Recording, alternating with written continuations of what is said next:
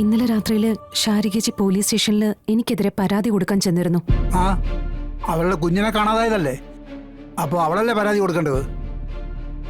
വേണ്ടപ്പെട്ടവരെ അതിനുള്ള മറുപടിയും കൊടുക്കണം. അതെ, മറുപടി കൊടുക്കണം. എല്ലാത്തിനും കൃത്യമായ മറുപടി എന്റെ കയ്യിലുണ്ടായിരുന്നു. പക്ഷെ അതിന് അവസരം തരാതെ സ്റ്റേഷനിൽ നിന്ന് ഇറങ്ങിയ ശാരികേച്ചി എവിടേക്കോ പോയി. ഞാൻ ചേച്ചി ഇവിടേക്ക് വന്നോന്നറിയാൻ വന്നത്. ഇന്നലെ രാത്രി ഇറങ്ങിപ്പോയ ആളെ തിരക്കി ദേ ഇപ്പഴാ വന്നിരിക്കുന്നെ. കൊള്ളാം കൊള്ളാം കുഞ്ഞേച്ചി, ഇങ്ങനെ തന്നെ വേണം.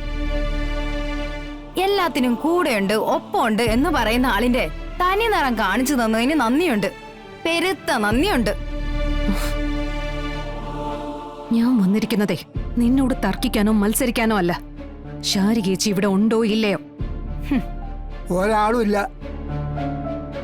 ഞാൻ ഈ പകൽ മുഴുവൻ അവളെ നോക്കി റെയിൽവേ സ്റ്റേഷനിലും ബസ് സ്റ്റാൻഡിലും ഒക്കെ നിരങ്ങിയിട്ടാ വന്നിരിക്കുന്നത്. എവിടെ പോയെന്ന് അറിയാനും പാടില്ല. ചത്തോ ജീവിച്ചിരിപ്പുണ്ടോ എന്ന് ആർക്കറിയാം? കായലിലോ പുഴയിലോ ചാടിയിട്ടുണ്ടെങ്കിൽ നേരത്തോട് നേരാകുമ്പോൾ ചത്തു പൊങ്ങൂന്ന് കേട്ടിട്ടുണ്ട്. അങ്ങനെയാണെങ്കിൽ നാളെ അറിയാൻ പറ്റും. നീ പോയിട്ട് നാളെ വാ.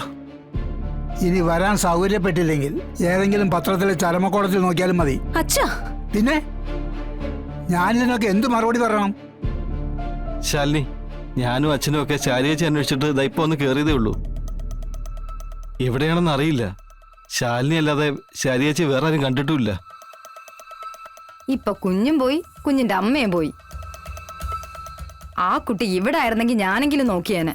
നിന്റെ നോട്ടത്തിന്റെ കാര്യമൊന്നും പറയണ്ട.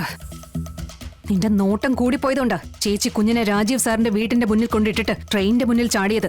അച്ഛാ കേട്ടല്ലോ, ഓരോന്നും പറഞ്ഞൊപ്പിച്ചോണ്ട് വരുന്ന കേട്ടല്ലോ.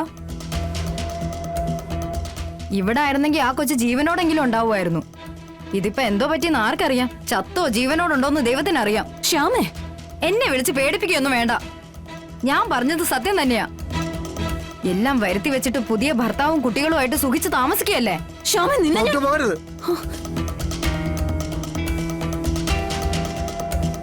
അവൾ പറഞ്ഞില്ല എന്താ തെറ്റ്? നീ എന്തിനാ അവന്റെ കൂടെ പോയി താമസിക്കുന്നത്? അവൻ നിന്നെ കെട്ടിയിട്ടൊന്നുമില്ലല്ലോ. ഞാൻ ഇവിടെയല്ലേ ആദ്യം കയറി വന്നത്. എന്നെ ഇവിടെ കേട്ടില്ലല്ലോ. ഇറക്കി വിട്ടില്ല ഇവിടുന്ന്. നിങ്ങൾ ഇറക്കി വിട്ടപ്പോഴേ എനിക്ക് അഭയം തന്നത് ആ മനുഷ്യനാ. നിങ്ങൾക്കൊക്കെ ഇല്ലാത്തതുണ്ടാക്കി പറയാൻ വലിയ ഉത്സാഹ. മനുഷ്യരുടെ ഇടയിലുള്ള നന്മകളെ മനസ്സിലാക്കാനുള്ള കണ്ണും കാതും നിങ്ങൾക്കില്ല. അയാള് സ്വന്തം മക്കളെ പോലെയാ എന്റെ കുഞ്ഞുങ്ങളെ നോക്കുന്നത്. എന്നുവെച്ച് ഞാൻ അയാളെ ഭർത്താവായി കണ്ടിട്ടൊന്നുമില്ല. പ്രതിഫലം അറിയിക്കാത്ത സ്നേഹം, അതാണ് അയാൾ എന്റെ കുട്ടികൾക്ക് കൊടുക്കുന്നത്. അതിന്റെ സത്യസന്ധതയും മഹത്വമൊന്നും നിങ്ങൾക്ക് പറഞ്ഞ മനസ്സിലാവില്ല. അയാൾ കാണിക്കുന്ന സ്നേഹത്തിനും ആത്മാർത്ഥതയ്ക്കും എനിക്ക് അയാളോട് കടപ്പാടുണ്ട്. അതിനെ ഇനി ഏതൊക്കെ രീതിയിൽ വ്യാഖ്യാനിച്ചാലും എനിക്കൊന്നുമില്ല. കാരണം എനിക്കറിയാം എന്നെ.